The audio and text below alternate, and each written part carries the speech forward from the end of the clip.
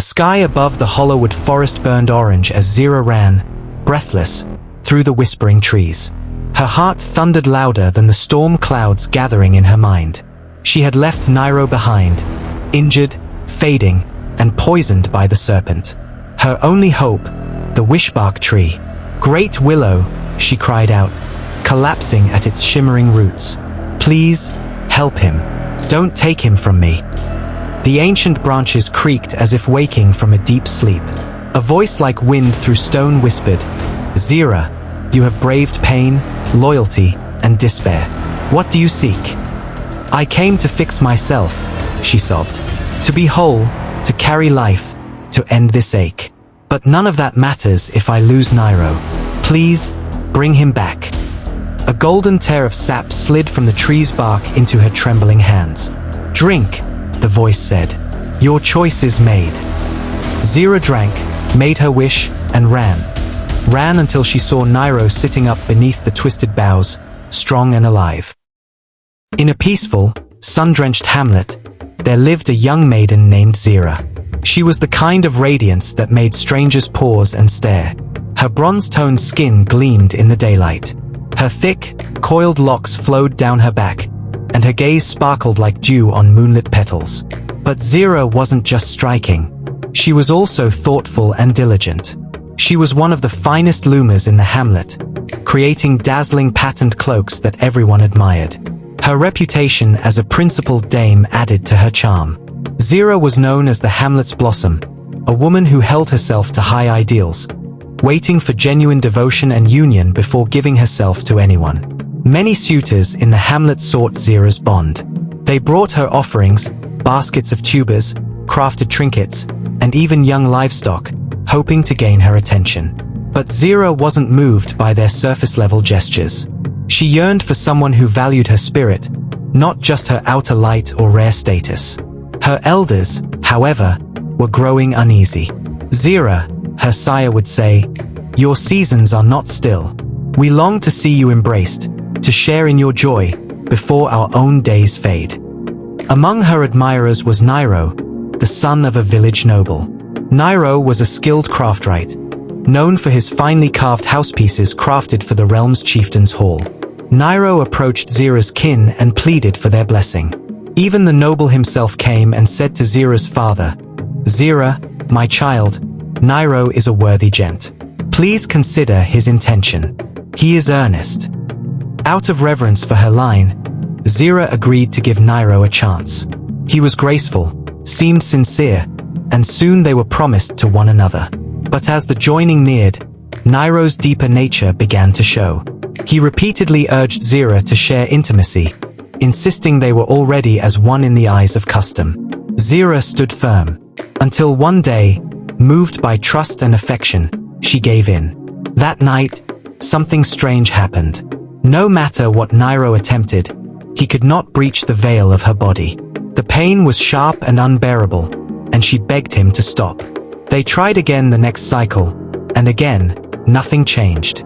Frustrated, Nairo's mask fell. "I only desired you because I wished to be the first," he snapped. "What value is there if I can't even claim you?" Heartbroken, Zira pleaded with him to wait. But Nairo's pride burned too hot. He dissolved their bond and spread word of her condition.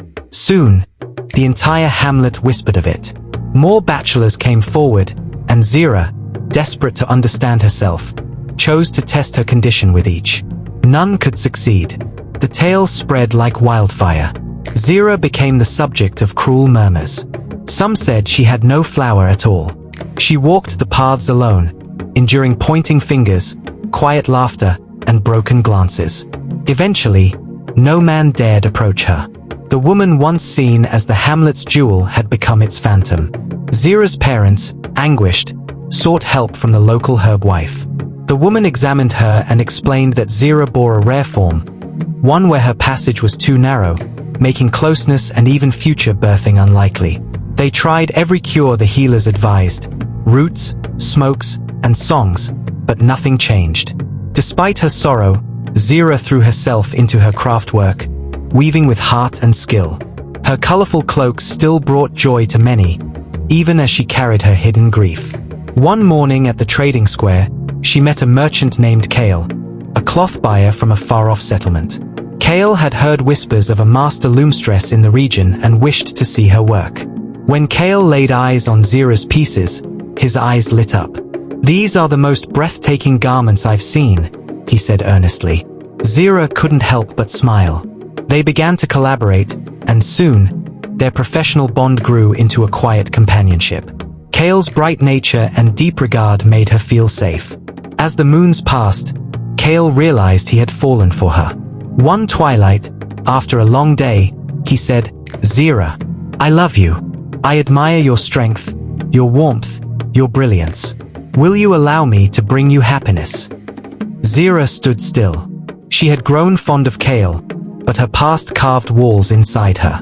She withdrew, avoiding him at the stall, slipping away whenever he approached. Kael was puzzled and hurt, but he didn't walk away. One day, he came to her in person. "Zira," he said softly, "if I've brought you sorrow, forgive me. I only wish to understand." Something in his tone opened her heart. She asked for time. A few dawns later, Kael invited her to the riverside. The sky blushed with shades of flame and rose. "Zira," he whispered, "you can trust me. Tell me what weighs you." Tears welled in her eyes as she shared her tale, the rejections, the shame, the pain. Kael listened in silence, his heart aching. When she finished, he took her hand. "You are not your wound," he said. "I care for all of you, not for what you cannot give, but for what you are." Hope flickered in Zira's chest. Their bond deepened. They laughed, dreamed, and spent countless nights beneath the stars.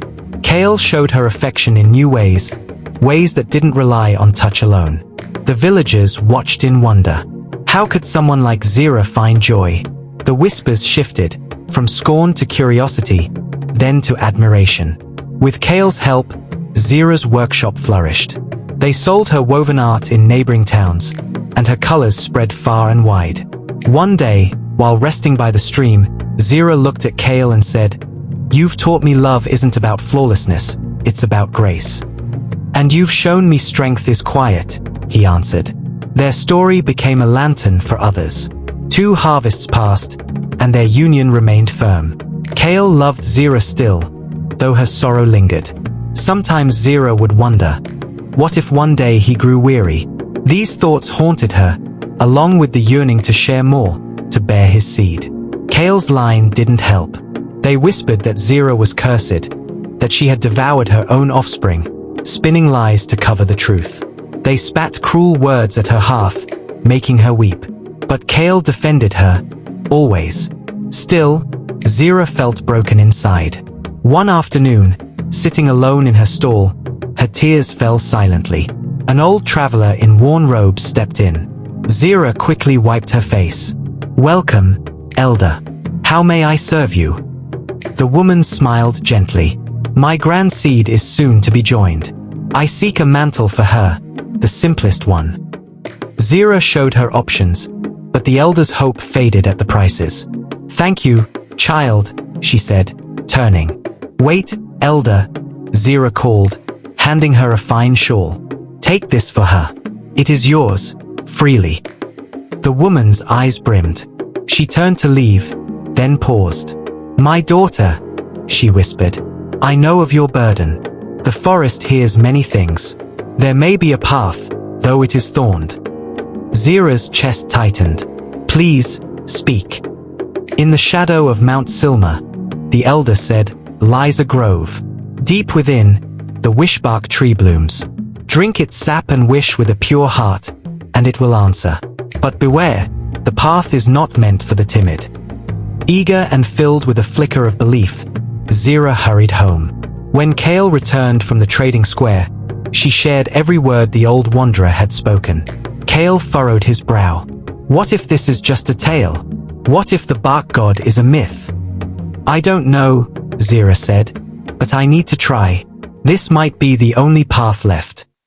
By the next sunrise, they had packed their satchels and set off for the Thornshade Hollow. The air was thick, and the towering limbs of ancient timbers loomed above them. their leaves whispering in a language neither of them knew. Though their hands stayed locked, their hearts trembled. The whispering wood was unlike anything Zira had imagined. The trees were colossal, their roots twisted like sleeping serpents. Distant sounds echoed, low laughter, hushed pleas, faint cries, as if the forest was alive with memory. "Don't let go," Kael said, his voice steady but hushed. "We mustn't drift apart." Their first trial came at a clearing filled with golden-winged moths. They fluttered in swarms, painting the air with light. Zira stepped forward, but the moths swarmed around her, forming a glowing barrier. "You are not worthy," their rustling seemed to say. "Turn away." Zira closed her eyes, remembering Kael's words, "You are not your wound." She whispered to herself, "I am more than this shell." The moths slowed, then parted, allowing them to pass. As they ventured deeper, the light dimmed and the air grew icy. Shadows weaved through the undergrowth, and the canopy above blocked even the sun's gaze. Suddenly, from the brush, a massive viper beast slithered into their path. Its inky scales shimmered, and its glowing eyes burned like twin embers. It hissed, low and deadly. Kael stepped forward. "Behind me," he said, drawing a wood blade from his belt. The creature lunged. Kael swung, but the serpent was fast. It struck, its fangs sinking into Kael's neck. Zira screamed as he stumbled back, clutching the wound. Summoning every ounce of will, Kael brought the blade down with a final cry, cleaving the viper beast in two. But he collapsed. Zira dropped to her knees beside him, her hands trembling. She pressed her lips to the wound, spitting out the poison again and again. "Stay with me," she pleaded. "Don't you dare leave me." Kael, breathing raggedly, tried to rise. With her help, he staggered forward, but every step was heavier than the last. Eventually, he fell again. "I can't," he whispered.